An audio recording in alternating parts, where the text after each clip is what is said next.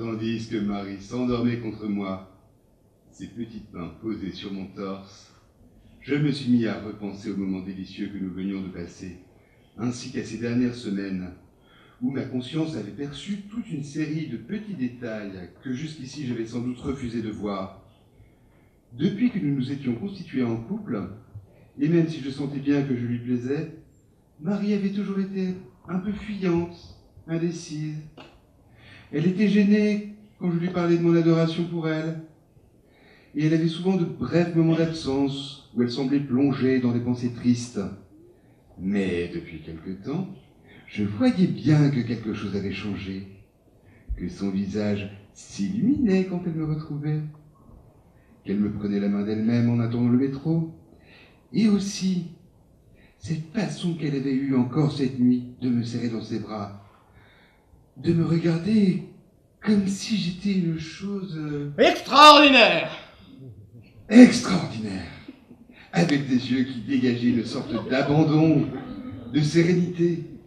Il fallait que j'arrête de me voiler la face. Elle était tombée amoureuse de moi.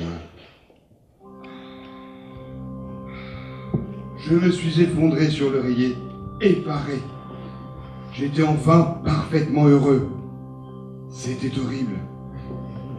L'homme est en effet une machine merveilleuse, capable de passer une existence entière les pieds dans la grotte d'un sourire béat aux lèvres. Il peut vivre partout, dans des taudis, dans des déserts, à Beauvais, tant qu'il a l'impression que le monde où il vit est le seul qu'il existe. Mais dès qu'on lui fait goûter autre chose, il ne peut plus revenir en arrière. J'ai alors réalisé que nous ne pourrons plus aller plus loin, que nous étions arrivés au sommet, qu'inexorablement, notre amour ne pourrait plus désormais que décliner, et que je ne le supporterais pas. Tout s'est mis soudain à défiler dans ma tête. Comment, peu à peu, Marie allait s'habituer à moi, cesser de me considérer comme un miracle, cesser de frémir en me voyant arriver à nos rendez-vous, commencer à s'agacer de mes défauts, à répondre sans joie à mes coups de fil, se mettre à rire trop volontiers aux plaisanteries des serveurs. Et comment nous finirions par nous quitter, bien sûr, comme les autres. Et ensuite, cette chose plus horrible encore, quand nous nous croiserons par hasard des années plus tard, et qu'elle me dira gentiment, mais sans la moindre mélancolie: ça me fait plaisir de te voir. J'ai compris que je n'avais plus le choix. Il fallait que je me suicide. Pour que notre amour reste à son apogée, inaltéré, idéal. Si je disparaissais maintenant, aucun des hommes qu'elle connaîtrait par la suite ne serait jamais à la hauteur. En comparaison avec moi, avec notre histoire, ils commettraient tous l'erreur de rester vivants et feraient subir à leur amour la patine du temps. Oui. Ah bon? Oui, mourir était la seule chose à faire pour que notre amour dure éternellement. Et il fallait agir vite, aujourd'hui même. Dans une semaine, il serait peut-être déjà trop tard. J'ai avalé tout de suite un anxiolytique pour calmer mes nerfs, puis je me suis mis à la hâte. Avant de partir, je me suis assis au bord du lit pour regarder Marie. Une dernière fois. Mon cœur s'est serré face à tant de splendeur. J'avais envie de la prendre dans mes bras, de l'embrasser. Elle a alors ouvert les yeux et a souri en me voyant à côté d'elle. J'ai reniflé. Elle a froncé les sourcils, encore à moitié ensommeillée. Pourquoi tu pleures? Y a plus de bière dans le frigo? Si. Il en reste. Alors? Je pleure parce que je suis heureux.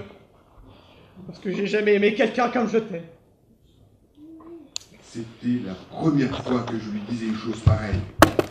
La première fois que je disais ça tout court. Son visage s'est décomposé. Elle n'a pas osé faire une plaisanterie cette fois. Elle s'est jetée dans mes bras, couvrant mon visage de baisers.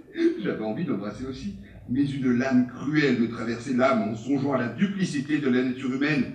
Et comment, alors qu'elle me prodiguait maintenant ses marques d'affection, Marie, dans 2 mois, dans 2 ans, allait inéluctablement cesser de le faire.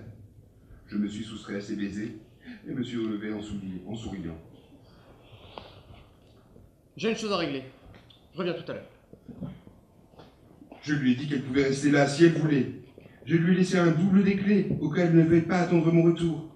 Elle a pris les clés, les yeux scintillants de joie, et elle m'a répondu qu'elle m'attendrait toute la vie s'il fallait. Ou au moins, tant qu'il garde la bière dans le frigo. Elle s'est mise à rire de sa plaisanterie, allongée et nue dans le lit au drap des fées. Et j'ai eu l'impression, d'un seul coup, la lumière envahissait la pièce. Tout cela a été trop dur à supporter. Je lui souris. Une dernière fois, j'ai refermé la porte, puis j'ai défalé l'escalier, les dents serrées.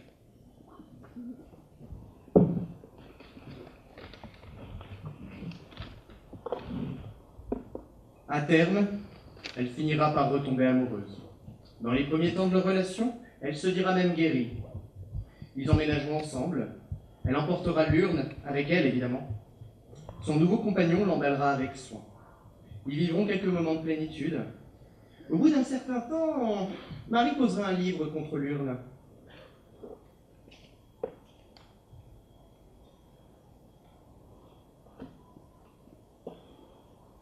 Pour ne plus l'avoir sans cesse devant les yeux.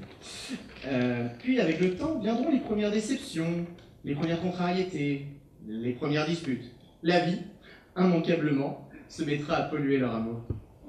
T'as vraiment un caractère de merde! Je t'oblige à rien, si t'es pas content, tu te casses. Moi, je voulais pas dire ça, Marie.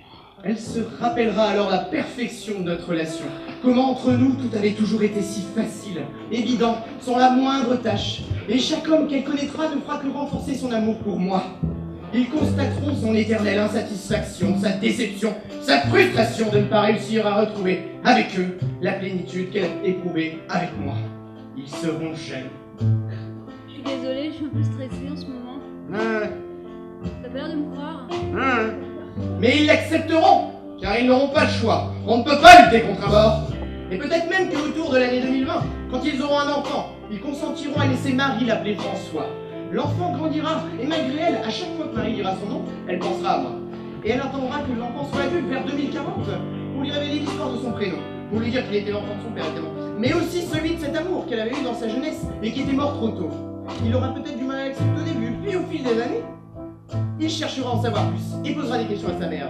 Elle lui parlera de moi, lui racontera notre histoire fulgurante et son destin tragique.